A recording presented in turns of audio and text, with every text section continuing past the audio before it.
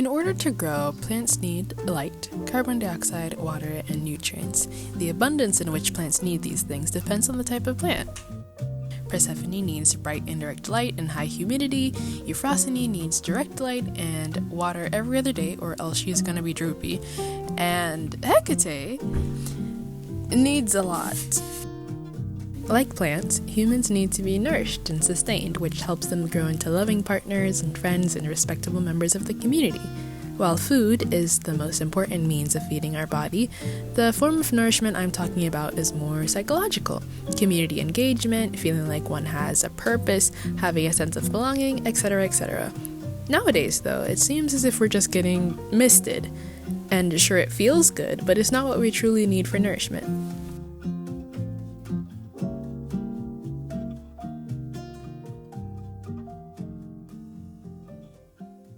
For the first bit of 2026, I was in a really bad slump. I was never interested in getting my assignments done on time, leaving the house, or just hanging out with my friends, and that had a lot to do with not being sustained by anything. I didn't know what I wanted to pursue as a career, so going to school felt pointless. I fell out of love with making videos because it just didn't feel like what I wanted to create. And even though I've been here for a couple years now, I still feel out of place among my peers, which kind of discourages me from wanting to partake in social interactions in the first place. From January through April, I did the bare minimum to get through every day. Much like how, in desperate times, plants rely on their own glucose reserves to sustain themselves if they're not getting enough of the things they need to grow. I didn't feel encouraged to do anything besides existing, so much so that I neglected taking care of Hecate, which kind of explains why she looks like this.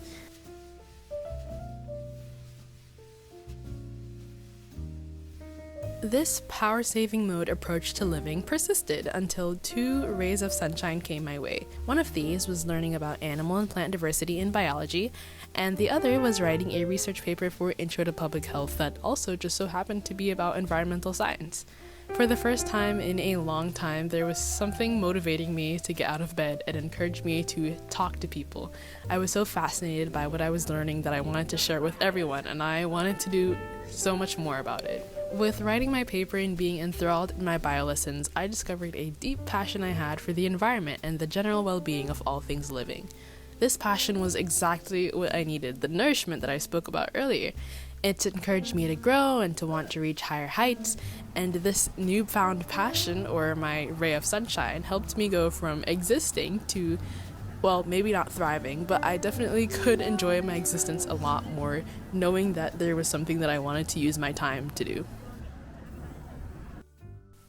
Like plants, humans can face interference with receiving nourishment. While interference for houseplants, like my Greek goddesses, can be human negligence, for humans, interference can look more like a high cost of living, a tense political climate, and maybe even unstable interpersonal relationships. The really cool thing about living things, though, is that we can overcome disturbances or stress. As a matter of fact, we need disturbances to be able to grow. It's how we evolved, by encountering mistakes and obstacles and learning to grow from them. Plants release toxic chemicals and have barky stems as defense against the elements. Animals evolve to have camouflage, release poisons, and even mimic the patterns and sounds of predators. And humans survive by making art, by understanding each other, by creating a community and supporting each other, by learning how to get through obstacles and becoming stronger, whether mentally, physically, or socially. And while the disturbances or stress or the obstacles aren't necessarily the places we'd like to be in, when we look back, they play such an important role in us getting to know ourselves and the people around us, and the conflict and the obstacles are what make us who we are. This is absolutely not justifying the fact that I've killed my poor plant, not in the slightest, but it is kind of a message to say that we can come back from pretty bad things that happen. And maybe after this very sad period, Hecate will have so many flowers, and so will I.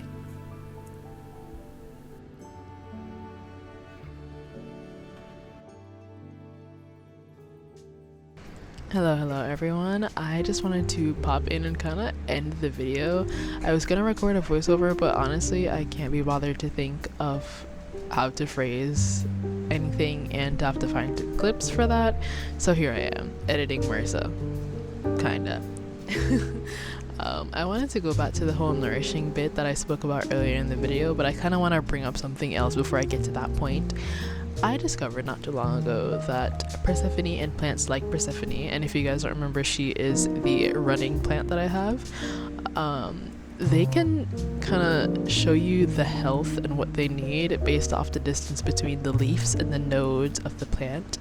So when they are really healthy and they're getting enough sunlight and water and nutrients and all that jazz, the leaves are very close together. But if the plant is lacking in some way, whether it be insufficient sunlight, insufficient water, whatever, the leaves get more spaced out. Sure, Persephone is getting nourished, but not so much that allows her to blossom and grow as much as she could. Much like we can give ourselves the basic needs like food, water, clothing, shelter, stuff like that, but if we don't give ourselves more than what we need, if we don't like satisfy our wants, we cannot live to our fullest potential. We can't really be the humans that we want to be or the humans that society demands from us. I am attempting to put more intention into the things that I do. I'm attempting to do more things that satisfy my wants more than my needs. An example of which is that I kind of had a bit of a self-care day. I went and did my nails and I got a massage, and it was a lovely experience. And I've never done my nails such a way before, and I haven't gotten a massage in years. So it was really nice to experience that. And even like now, it's been like a month or so since that happened, I realized that it's a really good feeling, and I kind of want to experience it more, which makes sense, because when you experience things that feel good to you, you kind of want to keep doing it. So I do want to put more effort into taking care of myself and going beyond, oh, I need food, oh, I need shelter, oh, I just need a place to lay my head. I would like to go on more walks and to hang out with my friends more, and just like being more intentional with how I spend my time. Learning about nature has taught me a little bit about myself, and that's been a very cool experience.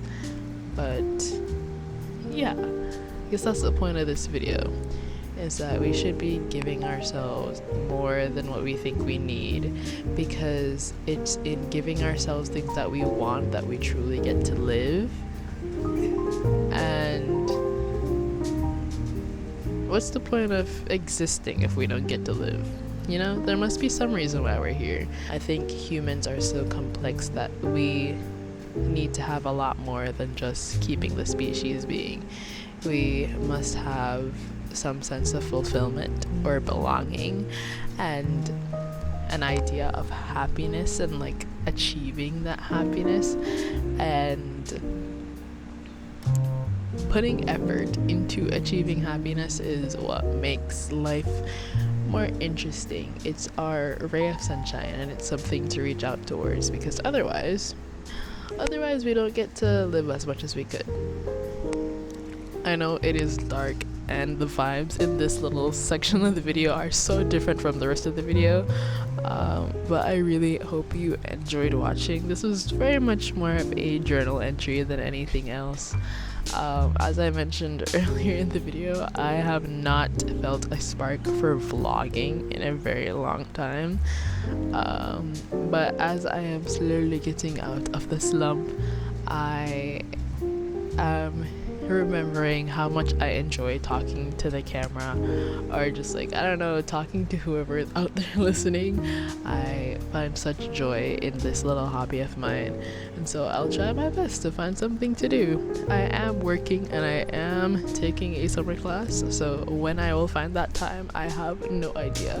But as I said, we must make time for the things that we want and not just the things that we need. So we'll see how this summer goes and filming. Until then, thank you so much for watching, and I'll see you in the next one.